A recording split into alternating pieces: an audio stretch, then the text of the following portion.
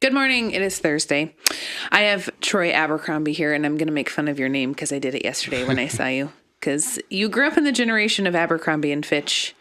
You could have said that you were heir to the Abercrombie and Fitch At fortune, one time, right? I actually would have been. Yes. Yes. Yeah, I don't know if they're still around. I didn't think to look it up yesterday after I left here, after we talked. But Troy works for the Tillamook County Soil and Water Conservation District. And you are here. We're going to talk about weeds, the kind that grow in your yard that you are trying to get rid of, not the kind you smoke.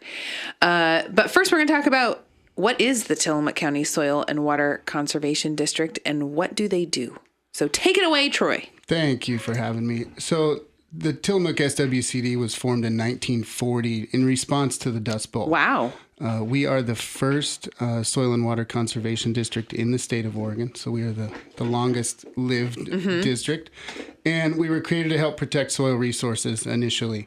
After all the mass erosion of the Dust Bowl and the huge economic loss associated with that, legislation was passed federally and by states that allowed the creation of districts like us. And so we focus on resource protection, mainly soil erosion, stream bank integrity, riparian vegetation, things like that.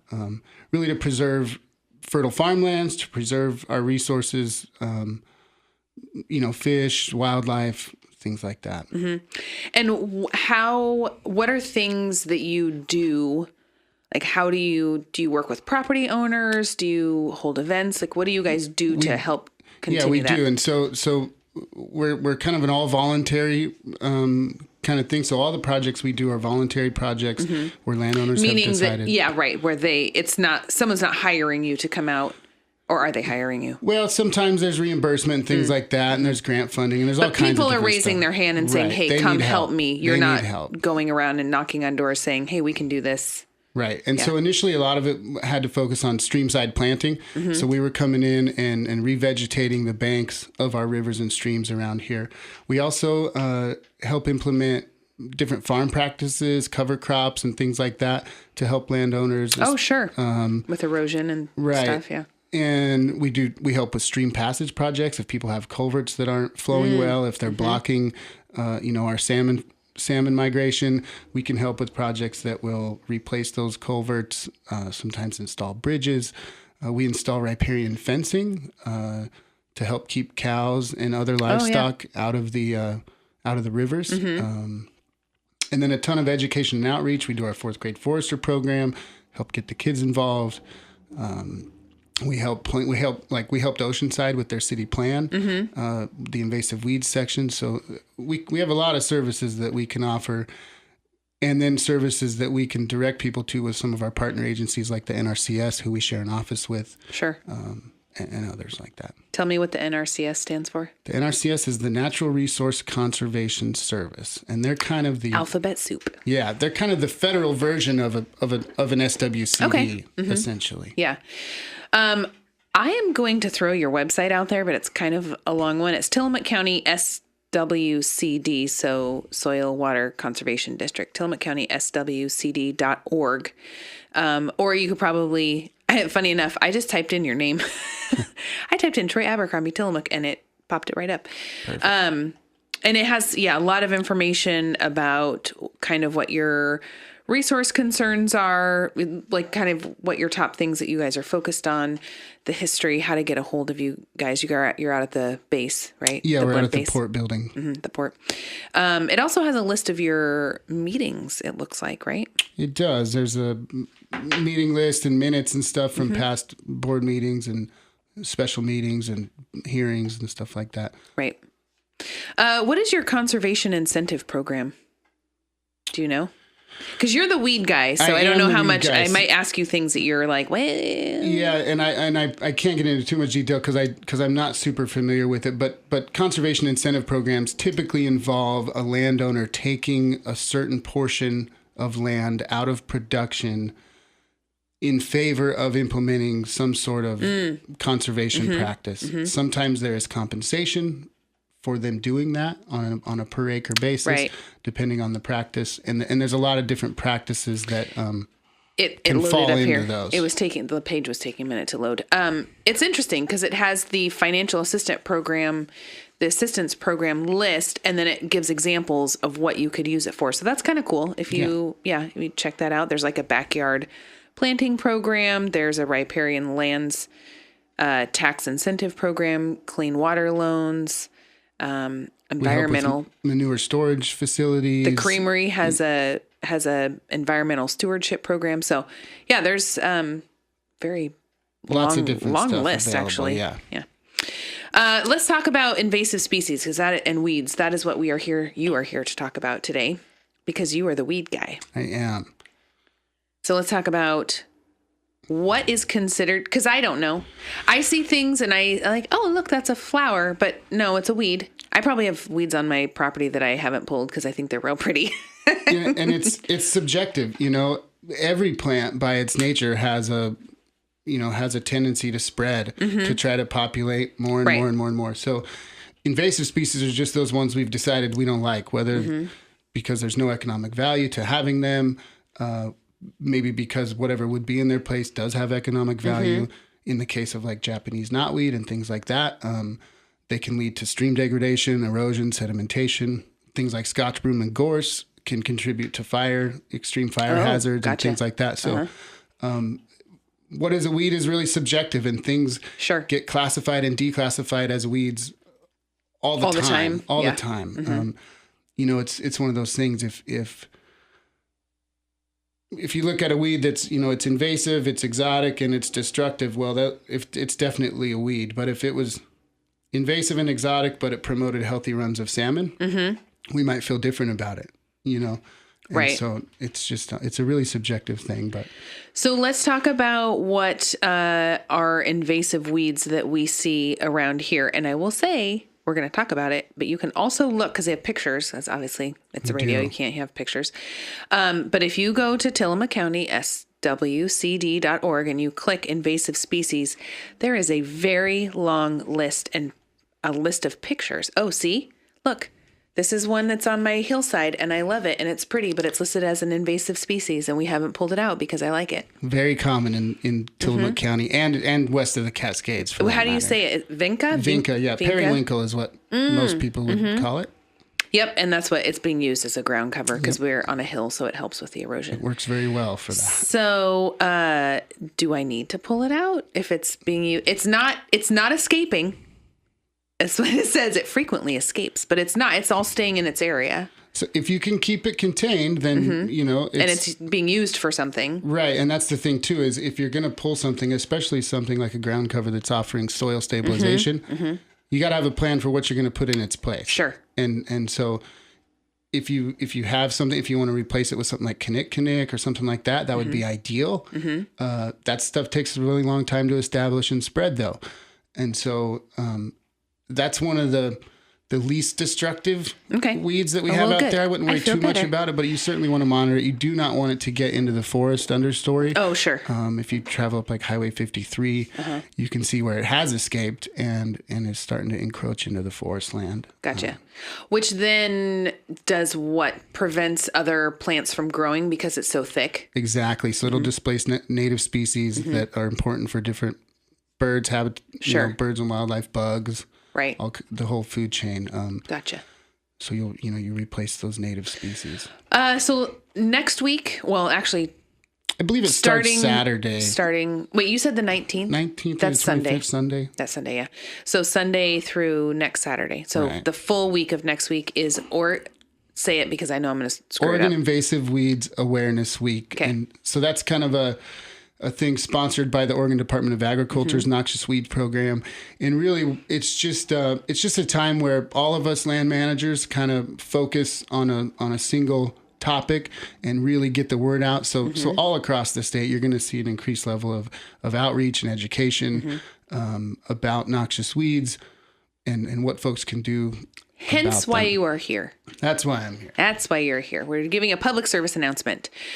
Okay, so let's talk about some of the common ones. I love that at the top in Tillamook County, English ivy, because I see it everywhere. And I see it especially on trees, which makes me feel bad because I know those trees are going to die, aren't they? Is it going to choke it out? Eventually it can, yeah, especially like shorter lived trees like alders or cottonwoods that have a tendency to fall down already as part of their reproductive strategy. It can speed up that process a little bit. So how do you get rid of, do you just have to cut it down, English ivy, especially when it's up on, so there's a tree over by our house that its trunk is completely covered. The trunk looks like it's 5 times as big as it should be because it's covered in English ivy. If someone cut that ivy down, would it hurt the tree because it's so, is the ivy attached to the bark? It is. It has little tendrils and little deals that it puts out that allow it to climb. But yeah. So if you were to cut out like a 4-foot section of the root all the way around the tree, most likely that ivy would die. And you may get some resprouting from what's still connected to the ground, but then you could manage it as it comes up. Right. Trying to pull it all off the trunk and do all that would be... True, that would be... as soon as you said that, I thought, oh yeah, that would be way easier than trying to climb the tree and cut it off up there. Cut it off at the root. And if you're going to cut it, you want to cut a big section in between, because with the moist air we have out here, if you don't cut a wide enough berth, especially it'll off reattach. The ground, and it can just sprout new roots and just keep going. So. What are some other really common ones? I know you've mentioned Scotch broom, and I hear that a lot. Yeah, Scotch broom is the one that we see the most. It's really big and showy and yellow, and so we see it a lot. Initially some of that was planted as a soil stabilization, mechanism, and then it kind of got out of hand. Japanese knotweed, especially like if you travel up to Nehalem very often. That's something you'll see quite a bit of. The Wilson River as well, especially down lower. Really common, and that's one we've been focusing a lot, especially in South County, where it's not as established as it is up here in the North County. And then Canada thistle, little purple flower heads you'll see out in pastures later in the summer. That's really common. Thankfully, we don't have a lot of super... high priority. If you're talking on the state level, we don't have a ton of the really bad ones here in Tillamook County. That's good. So what is the best way to get rid of a weed? And I don't mean like your dandelions, but I think it probably applies to all weeds.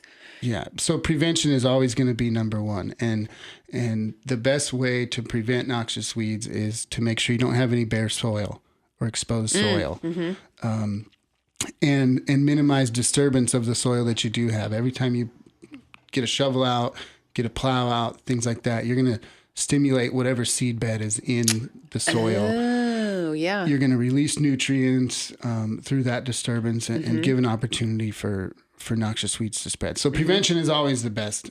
Once you've got them, then you want to use what we call IPM, Integrated Pest Management. And so that involves cultural control, like time of planting or utilizing cover crops and things like that. Mechanical control, getting a shovel out, getting the mower out, getting the weed eater out. And then if you can't get a hold of it with those two, you might look towards chemical control. And usually a combination of cultural, mechanical, and chemical controls, you can really be successful. Another component of IPM is biological control, but that's not something that the general public is able to do. It's really highly regulated.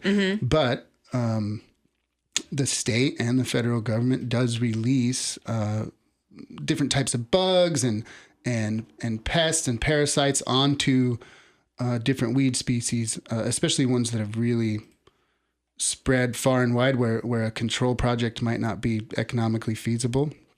You use these biocontrols, like what we've used on the tansy. So you'll hear about the cinnabar moth and the little caterpillars on the tansy. Right. That's a biological control that was released to help control tansy. Interesting. And if you're going to use chemicals, just always be really careful. I was going to ask if you have recommendations or they can be really warnings effective. You would like to say. Give us a call first and we can, or go to our website. We just put up our best management practices for over 20 different species that you might find here. And they include different strategies within all 4 categories of integrated pest management. If you have a question about a specific herbicide or chemical, give us a call. We can maybe lead you in the right direction. Always read just always read the label and follow the instructions. Your phone number is 842-2848. It is. Is that correct? And your contact information, your website is very comprehensive. There's a lot of information on here.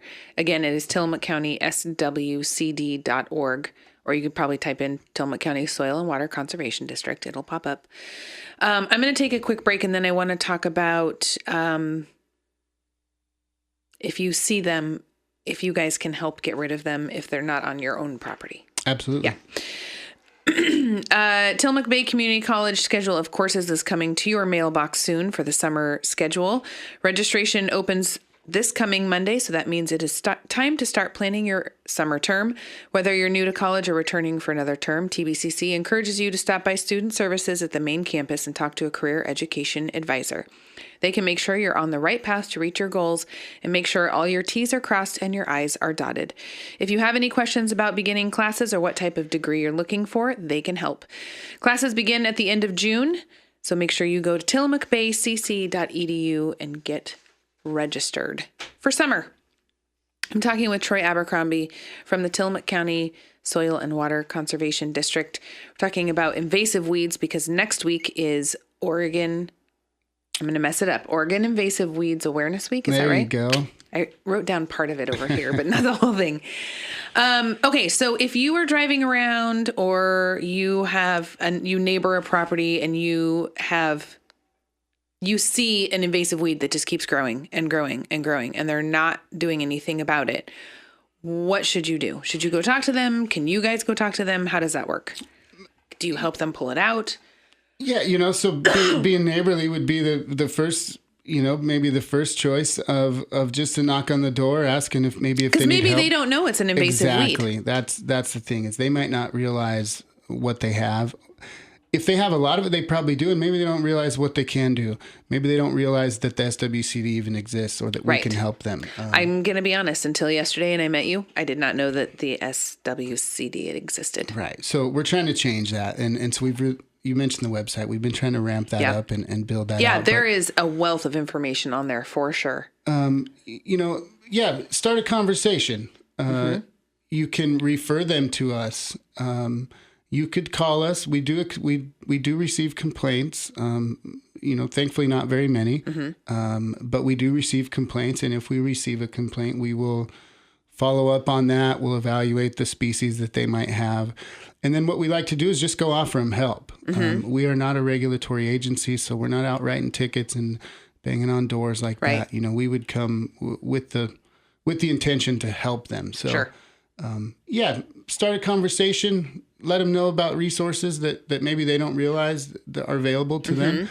If all else fails, give us a call. And we are appointed as the agent for the county weed district. So in Tillamook County, we have a noxious weed control district.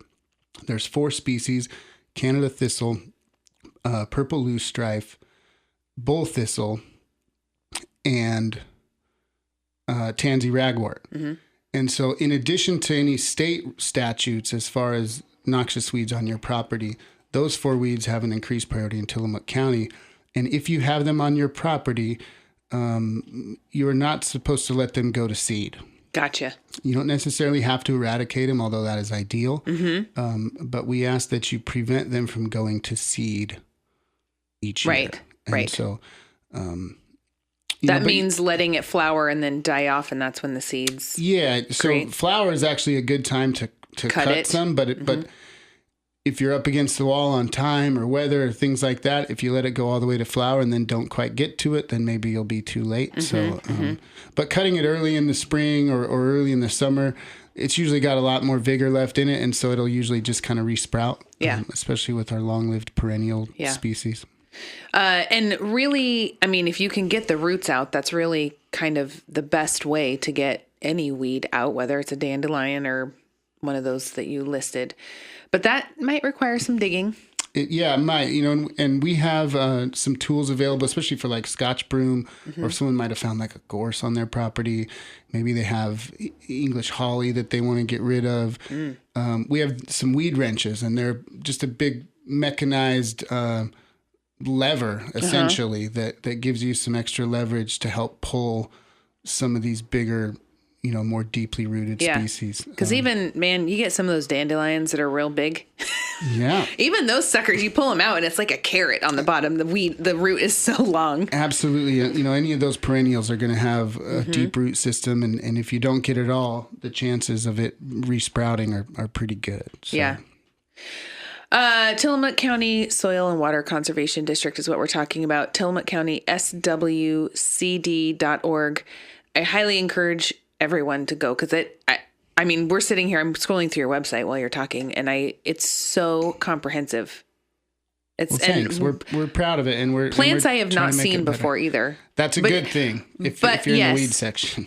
But it could be that I don't realize it's a weed. So I'm now that I've seen some of these, I'll be, when I go around, like, oh, I saw that on their web. That is a weed. Exactly. Yeah. Another thing, another resource I want to let folks know about is the Oregon Invasives Hotline.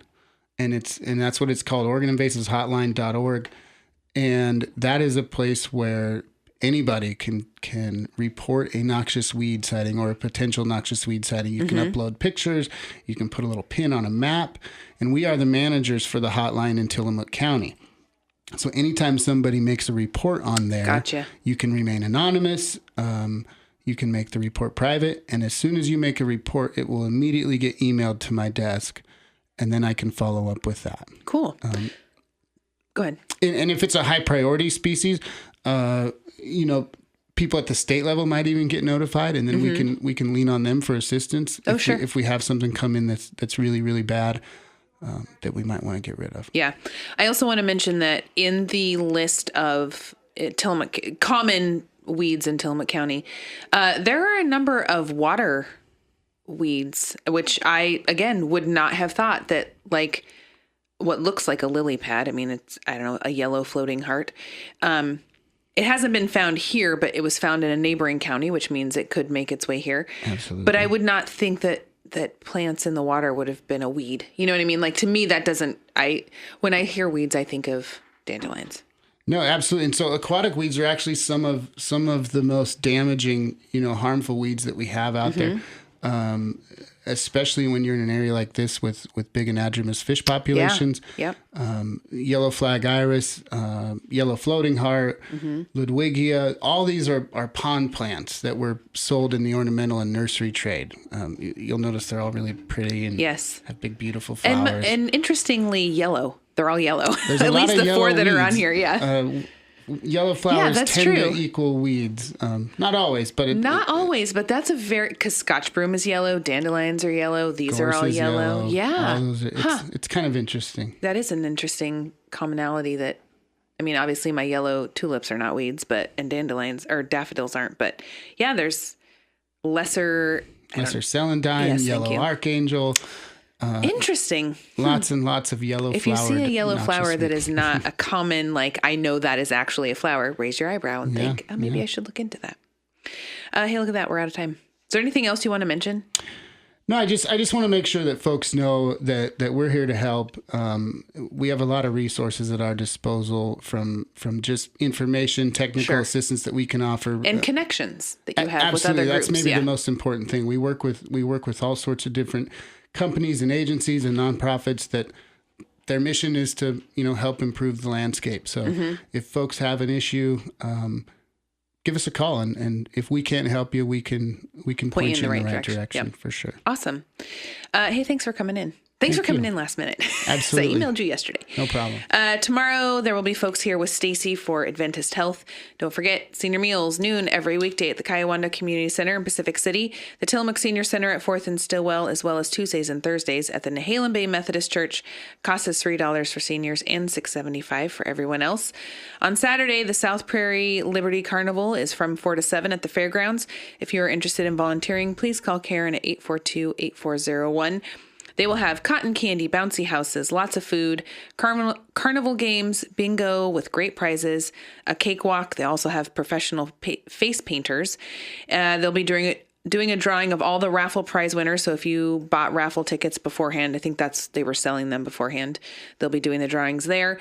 The money raised will be used for field trips, supplies, teachers' needs, and so much more. On Sunday, the Sheriff's Office is conducting free boat safety inspections from 10 to 2 at the fairgrounds. Bring your boat and any questions you have. Safety inspection stickers will be handed out to all boats that pass the inspection. And they did want to mention, if you don't have a boat but you still have questions, feel free to head on down there. That is from 10 to 2 on Sunday at the fairgrounds. Saturday and Sunday, the Padres Unidos parent group for Tillamook School District is holding a Mexican ballet folklorio workshop with Juan Loesa, who will be teaching traditional Mexican dancing both Saturday and Sunday from 10 to 1. It will be ages 8 to 12 years old at Liberty Elementary Gym. And then from 2 to 5, both of those days, it will be ages 13 and up. That is also held at Liberty Elementary Gym. And then on Sunday, head on over to the Pelican Tap Room for their Pints for Pups event. It'll be held in the parking lot from 12 to 4. The animal shelter will be there with adoptable dogs. If you bring 2 donation items for the animal shelter, you get a free beer token. They'll have raffles, a dog costume contest, and all kinds of fun. Troy, thanks again for coming in this morning. Thanks for having me. And thank you, Tillamook, for listening.